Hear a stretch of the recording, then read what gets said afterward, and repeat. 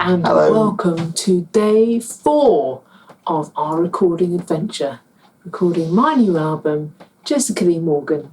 Today we are at Air Studios, which has a long and illustrious past, and I wanted to talk about what Air Studios means to me and my family, and then talk about how studios have the magical ability to move around. So Air Studios started as an amalgamation of producers, started by George Martin, who was a staffer at the time for Parlophone, and then he decided that he could get together a gang and produce and front the money for recording. So it's Associated Independent Records, which is why it's Air. Among their young engineers, I believe, was a Chris Thomas. Yeah.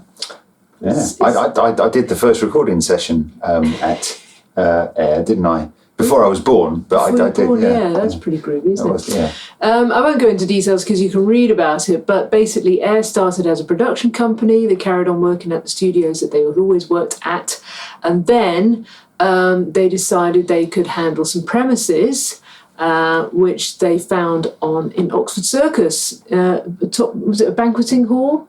Yeah. In a department store. Peter Robinson's department store. And so they had a big room and a small room and then some more rooms, and that was very popular. And that's where my dad worked for a while. He produced a few people there. I'm going to consult my notes. I believe he did strings for Band on the Run. He produced Carmen there, which is a great kind of flamenco rock band. He produced T-Rex there. He did strings for Young Americans there. My mum probably would have recorded there as well, but I haven't asked her exactly what she recorded. So I remember you were there, weren't you, walking along Oxford Circus with my dad one day in recent years, and he pointed up to this innocuous looking window and said, I did a load of stuff up there, which is pretty cool. So then apparently the lease ran out in about 91 because it got harder and harder as well for rock stars to go in and out without being molested in the street.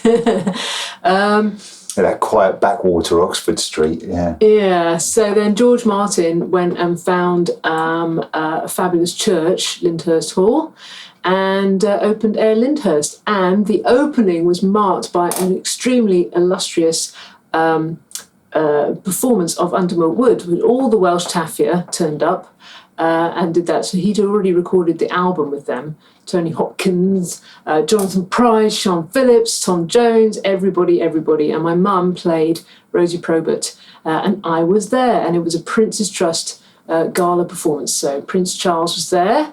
And we were all singing Delilah backstage afterwards with Tom Jones, and I was chatting to Jonathan Price, and it was just lovely, really lovely, and a fabulous. So because it's got a gallery and it's an old church and everything, my mum just kind of drifted out of an upper gallery window, because of course Rosie Probert's a dead tart, and sang this duet with Freddie Jones, Captain Cat, below. So that's a pretty good start to a legendary new studio, and it still is there, and it's wonderful. Didn't he find the church because Montserrat had been damaged? I think it was partly because, I can't remember the chronology, but it was partly because... Chronology. I think it was probably similar time. Right. I can't remember. But yes, he fell in love with Montserrat anyway and started, Who wouldn't? So basically, that's what I thought. Chris, studios are, because we've got a floating studio, haven't we?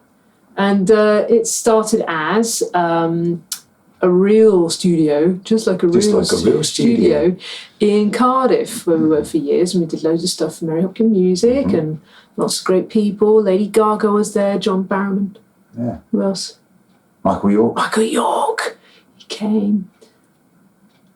Lots of great local bands as well, and lots of just great stuff happened, and it was lovely to have our own base. It was quite expensive. I believe we're revisiting there tomorrow. Yeah, we're going back tomorrow, aren't we? Yeah. But since then, of course, Space Studios is me and Chris. That's what you realise, that the studio is the person, the people who run it, and not necessarily the walls or the bricks and mortar. While they can... Even though they have magic within them. They do have magic. You can argue that there are vibes... Yes. We discussed the smell of good earth. Yeah. I'm not sure if the smell contributed to the music. The sights, the sounds, the smells. Rock and roll. Oh, we did that. We actually did that one, didn't we? Yeah. So we're floating, as I say, we're floating around these legendary studios this week. Yeah. And but Space Studios is us. It's you and me. It is, yes. It's Space Walthamstow. Yeah. Do you remember we tried to kind of hide behind a corporate? When we first started, yes. Yeah. I thought we had to pretend to be a corporate image or something. So, and again, like the Time Zone tour, wearing the T-shirts, you can buy this merch. We just, drifted around the world, and it's us. So no matter where in the world we could have actually been, even though we didn't, it was in our imaginations. It's just you and me, and wherever you and I would go, even in reality, you make your own little camp in a venue for a night, for instance. It's your home for the night. Yeah. And you make it yours with all your people and your music, and then you pack up and go somewhere else. So it's very much a travelling circus thing.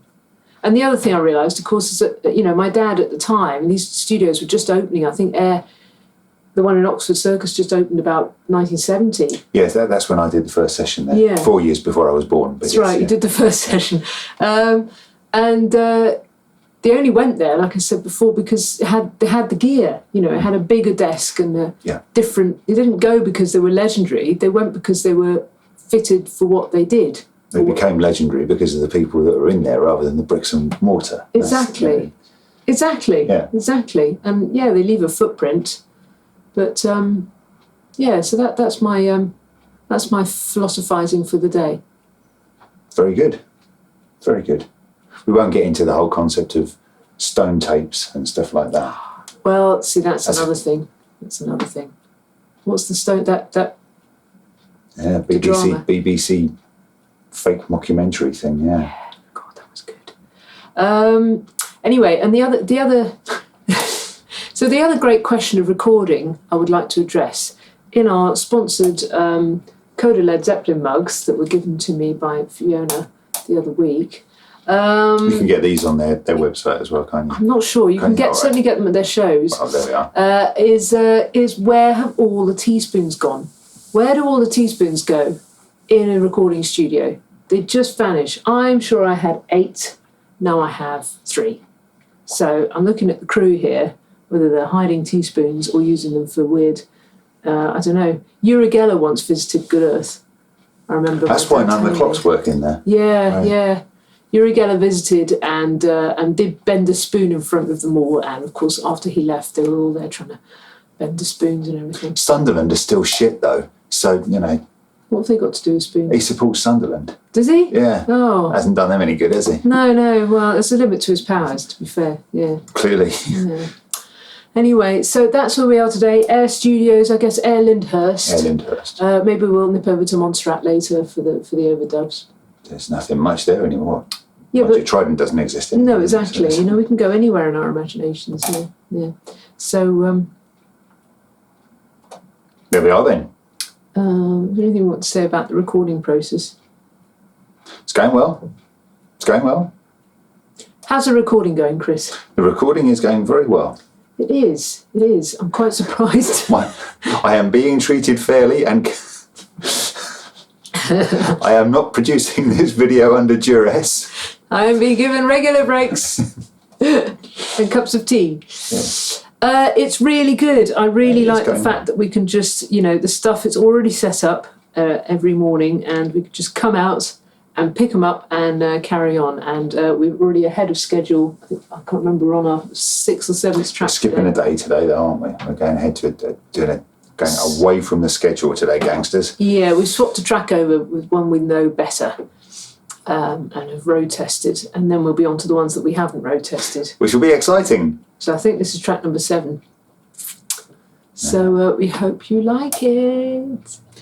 See you in a bit.